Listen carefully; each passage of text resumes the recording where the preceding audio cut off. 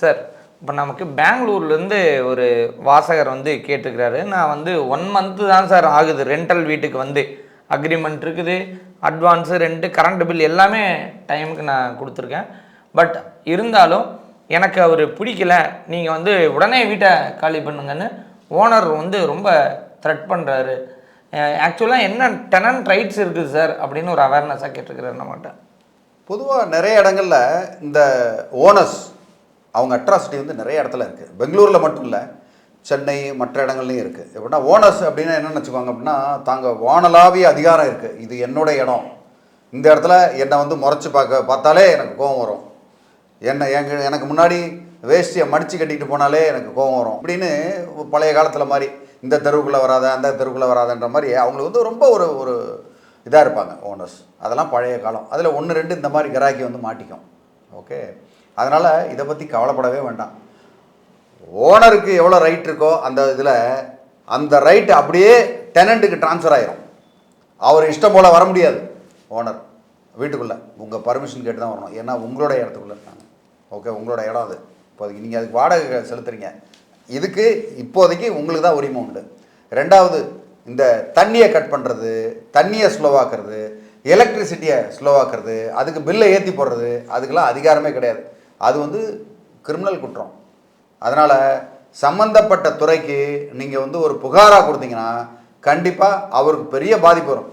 ரெண்டாவது, 11 மாதம் நீங்கள் அக்ரிமெண்ட்டில் உள்ளே இருந்தீங்கன்னா 11 மாதம் நீங்கள் வந்து அங்கே இருக்கிறதுக்கு உண்டான எல்லா உரிமையும் உண்டு. சட்டத்தில் அவர் வெளியேற்றுறதுக்கு உங்களை வந்து இடமே இல்லை. அன்லெஸ் அண்ட் அதர்வைஸ் எங்கேயாவது சட்டவிரோதமாக நீங்கள் நடந்தீங்கன்னா, ஏன்னா சட்டவிரோத தொழில்கள் செய்கிறது, ரெசிடென்ஸுன்னு சொல்லிட்டு ஏதோ கமர்ஷியல் பண்ணுறது, இல்லை இண்டஸ்ட்ரியல் பண்ணுறது, இல்லை பக்கத்து வீட்டுக்காரங்க அக்கத்து வீட்டுக்காரங்களை டிஸ்டர்ப் பண்ணுறது, சத்தமாக ஆடியோ வச்சு ப்ளே பண்ணுறது, இந்த மாதிரி நீங்கள் ஏதாவது தவறு பண்ணாலே ஒழிய உங்களை அவங்க இஷ்டத்துக்கு உன்னை எனக்கு பிடிக்கல, மூஞ்ச பார்த்தா பிடிக்கல, நீ வந்து உன்னோட பிஹேவியர் பிடிக்கல அப்படின்லாம் வந்து வெளியில் அனுப்புறதுக்கு அவங்களுக்கு எந்தவித உரிமையும் கிடையாது. நீங்கள் தாராளமாக அவங்க பேரில் நீங்கள் கம்ப்ளைண்ட் பண்ணலாம்.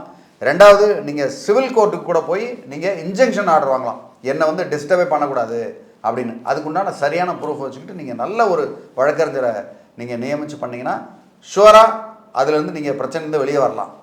அதில் எந்தவித சந்தேகமும் கிடையாது. சார், வாட்டர் சப்ளையை வந்து குறைக்கிறாரு அப்படின்னு சொல்லியிருக்கிறாரு, இதுவும் ஒரு சட்டவிரோதம் தானே சார்?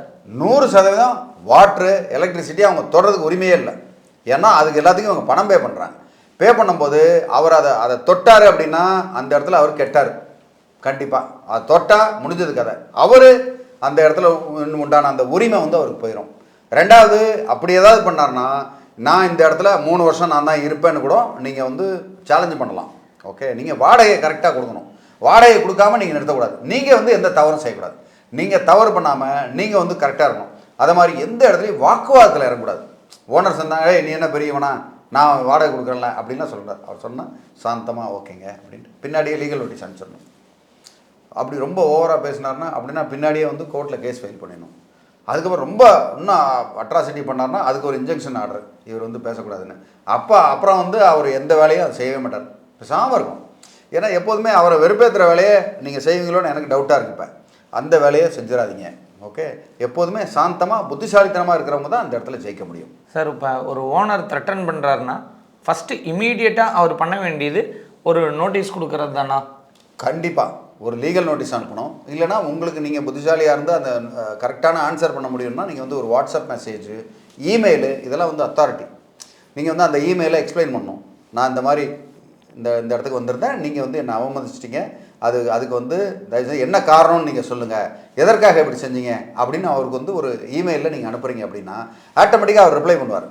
ரிப்ளை பண்ணார், இல்லை வாட்ஸ்அப் மெசேஜுக்கு ரிப்ளை பண்ணுவார். இதெல்லாம் ஆதாரங்களாக நீங்கள் வச்சுக்கிட்டு அதுக்கப்புறம் எதிர்காலத்தில் அவர் மேலே வழக்கு பதிவு செய்யும்போது அதெல்லாம் வந்து பயன்படுத்திக்கலாம்.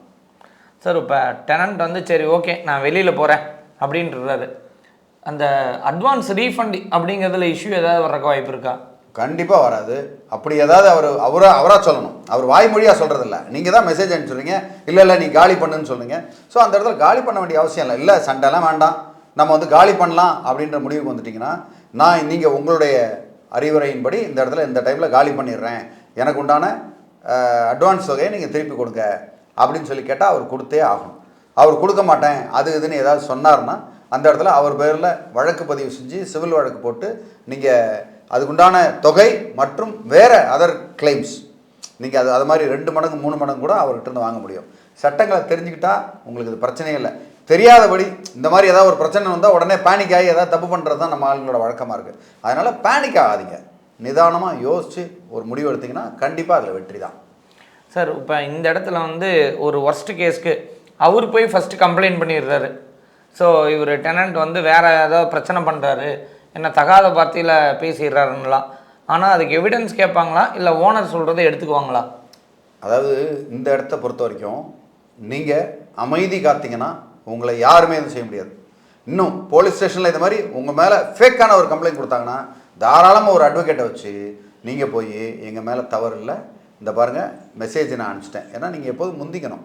முதல்ல இந்த மாதிரி விஷயங்களை வந்து நம்ம நியாயமாக இருக்கணும் அப்படின்னா ஒரு மெசேஜ் அட்வொகேட்டோடைய ஆலோசனையின் பேரில் நீங்கள் வந்து இந்த மாதிரி ஒரு எப்படியும் வந்துட்டீங்க மாட்டிக்கிட்டீங்க இந்த மாதிரி ஒரு மோசமான ஒரு ஆள்கிட்ட, அதுலேருந்து தப்பிக்கணும்னா நீங்கள் புத்திசாலித்தனமாக இருந்து முதல்ல எது இருந்தாலும் அது மாதிரி தவறு ஒன்று பண்ணார்னா உடனே ஒரு மெசேஜ் இந்த மாதிரி பண்ணீங்களா, இதுக்கு என்ன காரணம், அவர் வந்து ரிப்ளை பண்ணணும். இந்த மாதிரி பாருங்கள் சார், இந்த மாதிரி நானே மெசேஜ் அனுப்பிச்சிருக்கேன், இந்த மாதிரி நடந்துட்டீங்கன்னு, அவருக்கு பதிலே இல்லை பதில் இந்த மாதிரி சொல்லியிருக்காருன்னு நீங்கள் ஒரு ஆதாரத்தை கையில் வச்சுக்கிட்டிங்கன்னா அப்படி உங்களை எதுவும் டக்குன்னு பழி வாங்கிட முடியாது.